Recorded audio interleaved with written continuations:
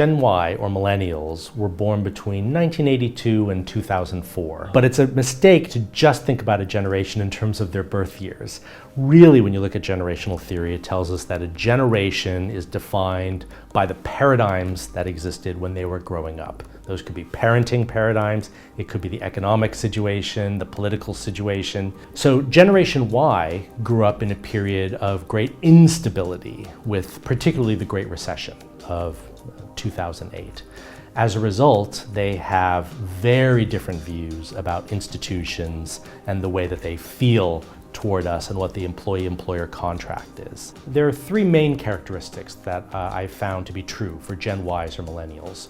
One is reduced loyalty to their employer. 90% of Gen Ys or millennials don't plan to stay with any given employer for more than 5 years. And a third say they're not going to stay for more than 2 years. The second characteristic of Gen Y is that they want development, and they want it now. Think about development as a lateral development and immediate. Don't think of it as linear. In other words, we'll only give you development upon a promotion or once you've served 5 years in the company.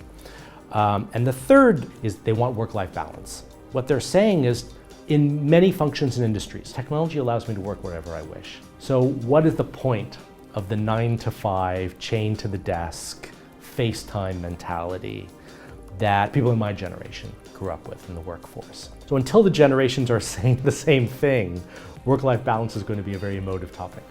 Gen Ys want feedback all the time. So as soon as we have a meeting, we leave the meeting, give me feedback. How was I doing?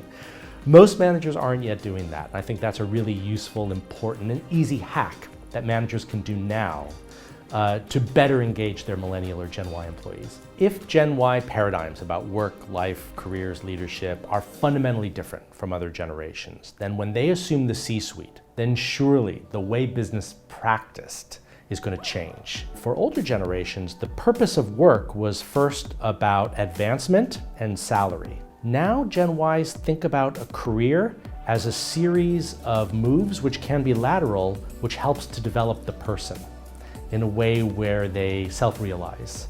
That will create economic wealth for those people as well, but the primary purpose has to do with adaptability, development, and growth. And those are terms that I never heard from my careers counselor at university, for example. Similarly, I recognize that when you talk about generations, you also have to be generalizing.